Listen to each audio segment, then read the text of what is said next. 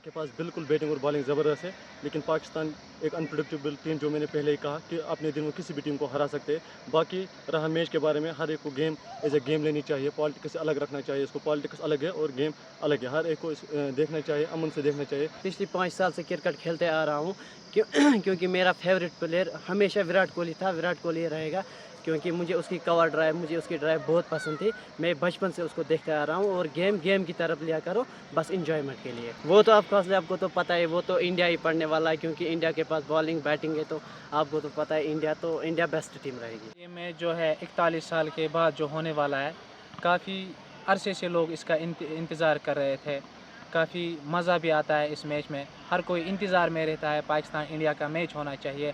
अब मेरी बस एक ही रिक्वेस्ट है लोगों से, मैच को मैच की तरफ ही लेना। मुझे लगता है शानदार मैच होने वाला है। खेल को खेल की तरह से लेना चाहिए।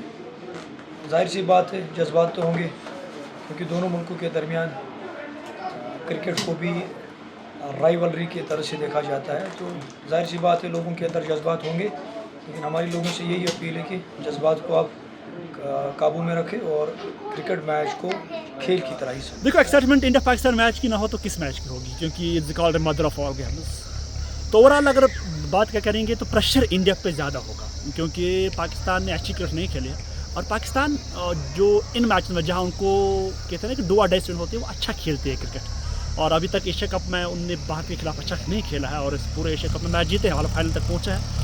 लेकिन भारत के खिलाफ अगर उनको जीतना है, इस भारत की बड़ी टीम को हराना है, तो उनको अपनी गेम अप करनी है। और मुझे लगता है कि अगर वो टॉस जीते तो जो भारत के बल्लेबाजों में अभिषेक शर्मा या शुभमन गिल अगर उनको पहले आउट करवाए पावर प्ले के अंदर 1-2 विकेट है, तो पाकिस्तान के पास चांसेस है। वरना उनकी बैटिंग इतनी लंबी है इंडिया की, वो उनको किसी भी बोर्ड को दो सकती है। और पॉलिटिक्स की अगर बात करेंगे, मुझे नहीं लगता कि गेम में पॉलिटिक्स आना चाहिए, क्योंकि गेम एक क्रिकेट या कोई भी स्पोर्ट्स ऐसा गेम होता है जो पॉलिटिक्स से छोड़ के खेलना चाहिए, और यही होता है जो दिलों को जोड़ देता है।